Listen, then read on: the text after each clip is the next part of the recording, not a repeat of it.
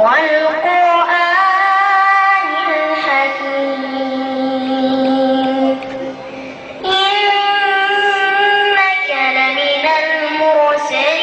المرسلين على صراط مستقيم تنزيل العزيز الرحيم لتنذر قوما ما أنذر آباؤهم فهم غافلون لقد حق القول على أكثرهم فهم لا يؤمنون إنا جعلنا في أعناقهم أغلالا فهي إلى الأذقان فهم مقمحون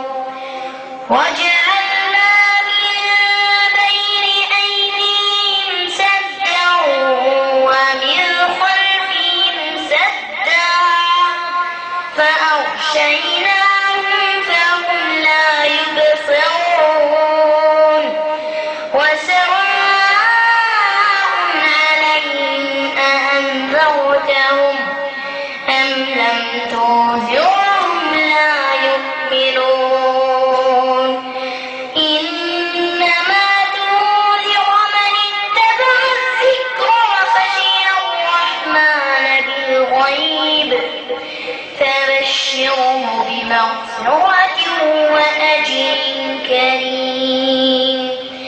إنا نحن نحيي الموتى ونكتب ما قدموا وآثارهم وكل شيء أحصيناه